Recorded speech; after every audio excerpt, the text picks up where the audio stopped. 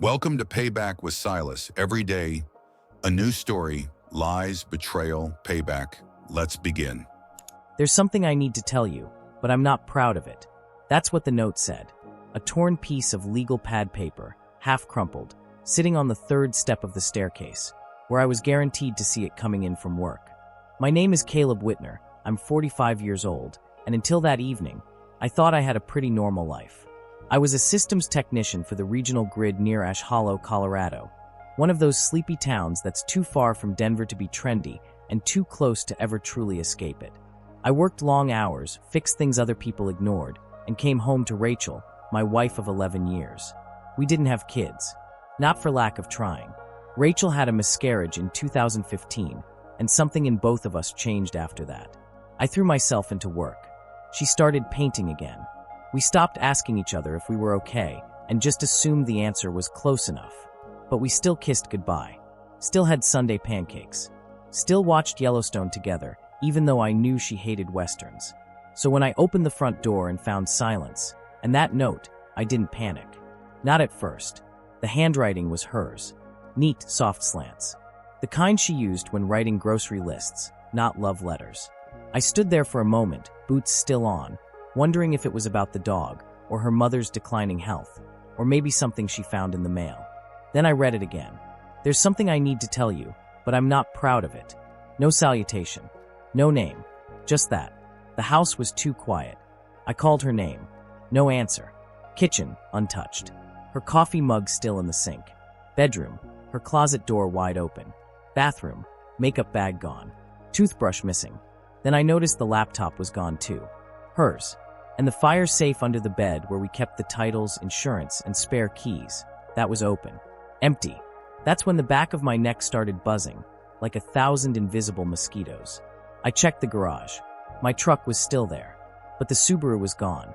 I walked back into the living room and sat on the couch, the note in my hand like it weighed 1,000 pounds. Something wasn't just off. Something was over.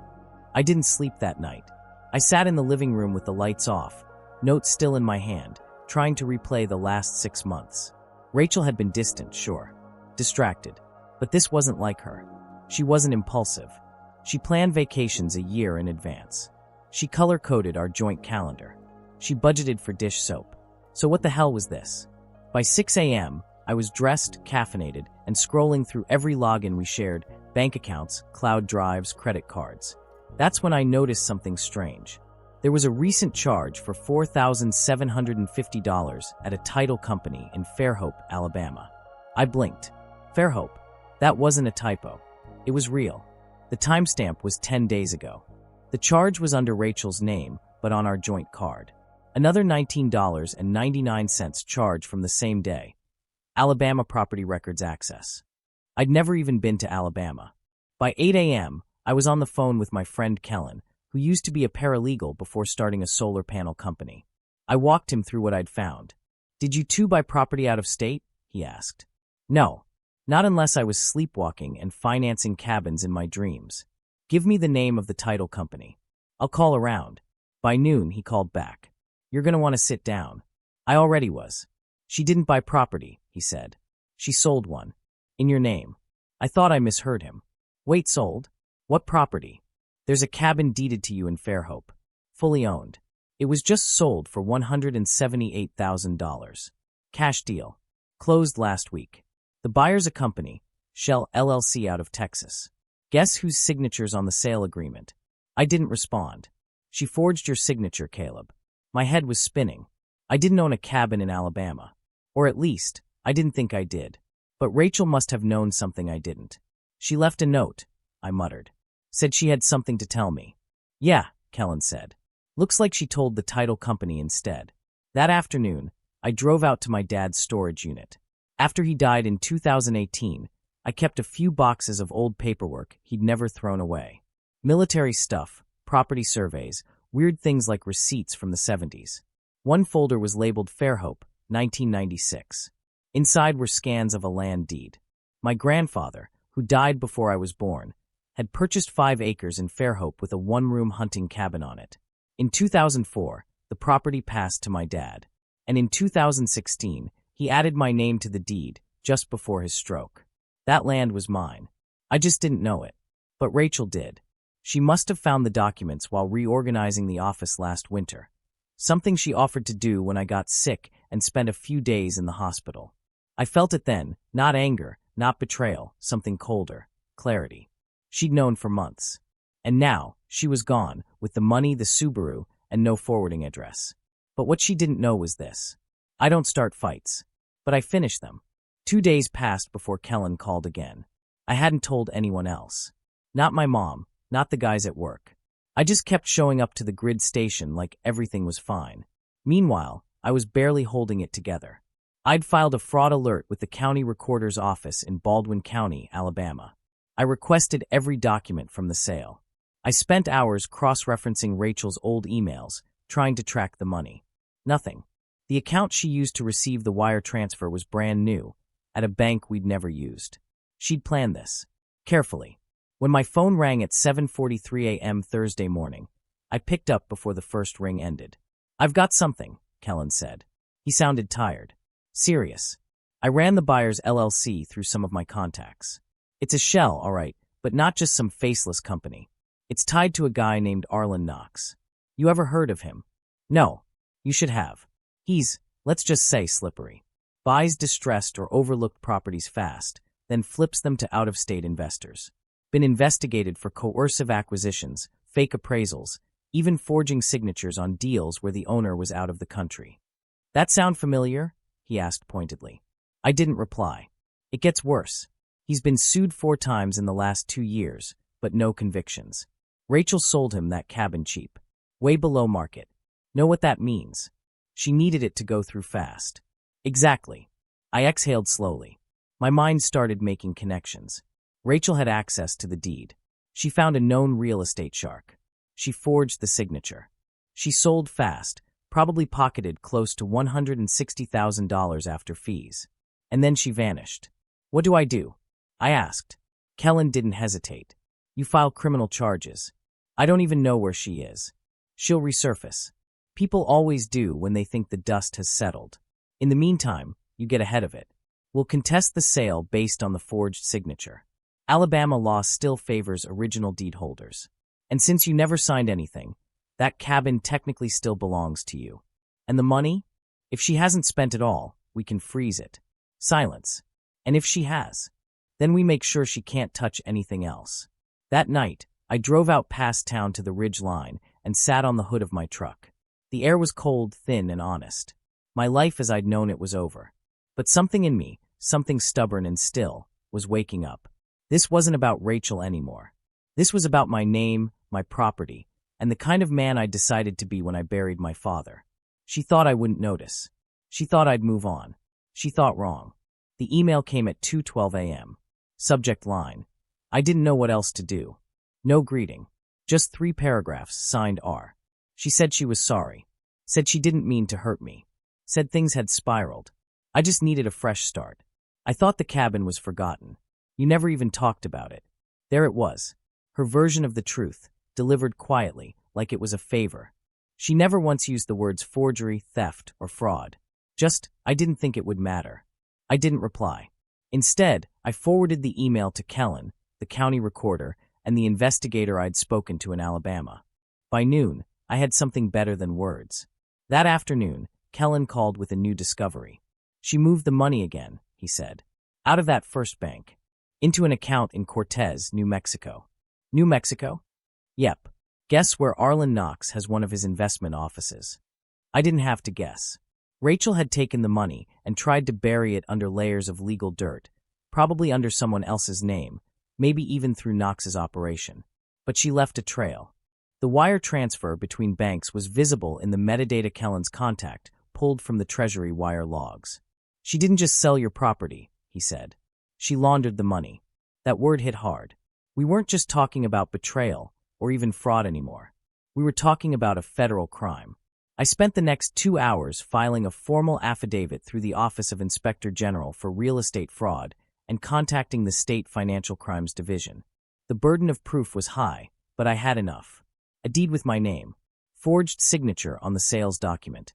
Financial transfers tied directly to the sale. And now her email. Still, something gnawed at me. Why Cortez? Why New Mexico, of all places? I dug deeper. On a hunch, I ran a background search on Rachel's maiden name, Durling. Turns out, she had an aunt who died in 2021 in Cortez. Left behind a small property. Unclaimed. Rachel inherited it. The light bulb clicked on. She hadn't just run away with the money. She had stashed it in a new home base. She wasn't just escaping me. She was rebuilding a life with stolen foundations. That night, I went back to the old storage unit.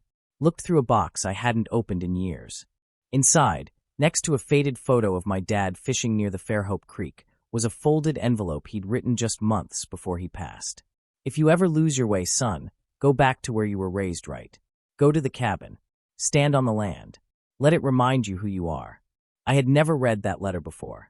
She sold that place for $178,000. It was never hers to sell. The plane touched down in Mobile, Alabama, just after 8 p.m. I rented a dusty blue Chevy Malibu from a mom-and-pop outfit off the bypass and started the 2-hour drive to Fairhope. The highway was lined with longleaf pines and the kind of silence you only hear in the deep south. I hadn't been this far east in nearly a decade, and I'd never been to the cabin, not really. Just stories from my dad and a few faded Polaroids of fish fry weekends in the 80s. I pulled into town just past 10:30. Fairhope looked like something out of an old postcard. Brick storefronts, sleepy gas stations, Spanish moss hanging like memory from the trees. The cabin wasn't far, 6 miles west, tucked behind a private gravel road with no signage. I only found it because my dad had scribbled the GPS coordinates in the back of that envelope I found in the storage unit. When I stepped out of the car and smelled the air, wet cedar, creek water, earth, I felt something shift. She really sold this. To a man who never built it, never earned it. With a name that wasn't hers and a signature that wasn't mine. The cabin itself was still standing, bare bones but sturdy. 1 room, tin roof, wooden deck warped from sun and storms. I'd brought a lantern and a thermos of coffee. No power, no plumbing, just the sound of cicadas and my own breath. Inside, I found a few things the buyer hadn't cleared yet. A rusted bait box, a chipped enamel plate, 1 old horseshoe nailed above the doorframe. It wasn't much, but it was mine. I sat on the floorboards that night thinking, not about Rachel, about my dad, about how hard he worked, about the fact that when he died, he trusted me with something real. This place wasn't worth a fortune, but it carried weight, memory, honor. She tried to erase it for cash. He tried to buy it cheap. They both thought I'd never come back. They were wrong. The next morning, I met with a local attorney, a woman named Nora Tisdale, recommended by the county clerk. Early 60s, tough as a horseshoe nail, and sharp as flint. She didn't smile much. But when I laid out the forged signature, the financial trail, and the transfer to Knox's company, her eyes narrowed with satisfaction. "This is textbook," she said, tapping the forged deed. "Forgery. Unauthorized conveyance. Violation of homestead rights. And you've got the original deed." She leaned forward. "You ready to get your land back?" "Yes," I said. "But I don't just want it back. I want it clean." That afternoon, we filed a quiet title action in Baldwin County Court to reverse the sale and restore legal ownership. We attached my affidavit, Kellen's forensic signature analysis, Rachel's email, and the transfer logs. Nora looked it all over one last time. "This isn't going to be fast," she warned. "But it will work." "I'm not in a rush," I said. "I'm just done being stolen from." That evening, before heading back to the motel, I stood in front of the cabin one more time. Sunset poured over the roof like warm copper. The wind moved through the trees like it knew something I didn't.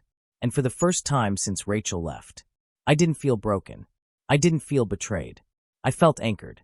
It was Nora who first heard from the federal investigator. A man named Agent Rios, Financial Crimes Division, Western Region.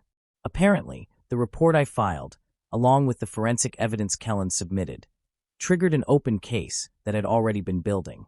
Arlen Knox wasn't just a local predator. He was tied to a network of fraudulent land flips spanning 5 states. Rachel's name had now appeared on 2 suspicious transfers. That moved things forward fast. 3 days later, I was on a call with Agent Rios. "We're not ready to move on her yet," he said. "But we know where she is." "Where?" "Cortez, New Mexico. Living under the last name Durling again. Property in her name on Walnut Street." "Guess what?" She just tried to list it for sale. Of course she did. She's not working, he continued. But we've got confirmation she's driving a vehicle registered under an LLC tied to Knox. We believe she's being supported, possibly hiding assets for him. So she's in on it. I asked. There was a pause. Let's say she's not innocent, but she may not know how deep this goes. Rios said they'd be in Cortez by the end of the week. He asked if I wanted to be informed when they made contact. I didn't hesitate. Yes. Friday, 7:16 a.m. My phone buzzed with a message from Rios. She answered the door. She's talking. I sat in the parking lot of a diner off I-25, staring at the screen, coffee going cold in my hand. I wasn't sure what I was expecting. Relief? Closure? Maybe even a sliver of regret? But all I felt was steady. He called an hour later with the details. She admitted to finding the deed in your father's papers. Said she thought the land was abandoned. She forged your name on the seller's line, filled out the wire instructions, and coordinated the sale through a mutual contact. Knox. Exactly. She claims she didn't know it was illegal. She forged a signature.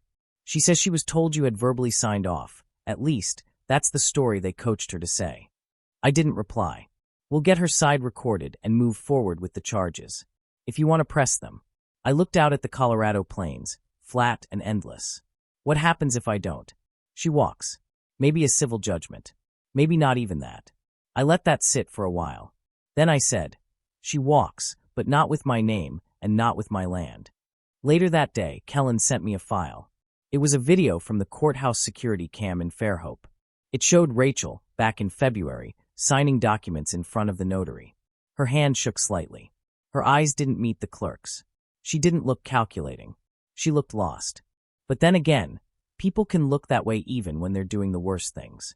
By nightfall, Rachel was officially named as a cooperating witness in the investigation against Knox. In exchange for her cooperation, the FBI offered a reduced sentence, pending my formal complaint. I didn't know what I was going to do yet, but I knew this. She would never touch what belonged to me again. Not my name, not my land, not my future. It took 5 months for the legal dust to settle. 5 months of paperwork, hearings, notaries, and long-distance calls. 5 months of waiting for someone else to decide what was mine.